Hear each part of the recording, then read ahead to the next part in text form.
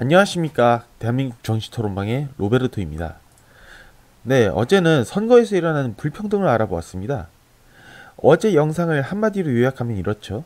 어떤 제한 능력자는 다른 제한 능력자보다 더 평등하다. 그렇다면 이 불평등의 간극을 메우기 위해선 어떻게 해야 할까요? 어제 영상에서 잠깐 이야기하긴 했지만 대한민국 정치토론방은 여러분께 선거 면허제를 제안합니다. 물론 이 생소하다 못해 반헌법적인 제안에 대해 여러분이 크게 반발할 것임은 잘 알고 있습니다. 그런데 여러분, 과거에는 왕권은 신이 주는 것이었고 사람과 사람 사이에는 계급이 있다는 것이 당연시되던 시절이 있었습니다. 그런 상황에서 모든 사람은 평등해와 같은 소리를 하면 잡혀가서 모진 고문을 받고 댕겅댕겅을 당했죠.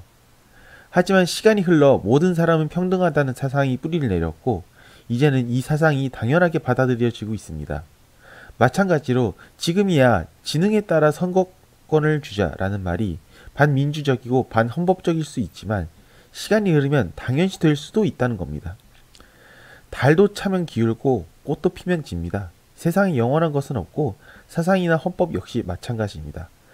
선거 면허제에 대해 논의하지 않는다면 우리와 우리 후손은 마땅히 자신이 목소리를 낼 수 있음에도 나이가 모자라다는 이유로 자신이 목소리를 낼 수 없는 사람만도 못한 취급을 받은 채 모자란 사람이 뽑은 모자란 사람이 통치를 받아들여야 할 것입니다.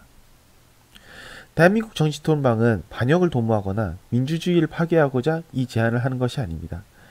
생각할 거리를 주고 서로 토론하는 장을 만들기 위해 이와 같은 제안을 하는 것입니다. 이 선거제를 도저히 받아들일 수 없다고요? 모든 사람은 평등하게 한 표를 행사할 수 있는 권리가 있다고요?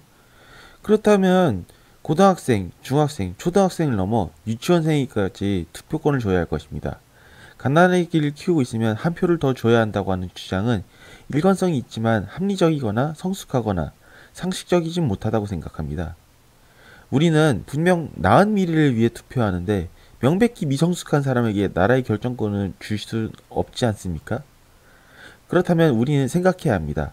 누가 나라의 선택권을 가지기 적합한가를 선택해야 합니다. 운전면허도 의사면허도 각자 자격을 부여받듯 선거 면허를 통해 자격을 갖춘 사람이 투표를 통해 나라를 운영하는 것이 이 후보는 인상이 선해서 좋네. 이 후보를 뽑아야겠다. 저 후보는 너무 입이 거칠어. 그래서 이 후보를 뽑을래.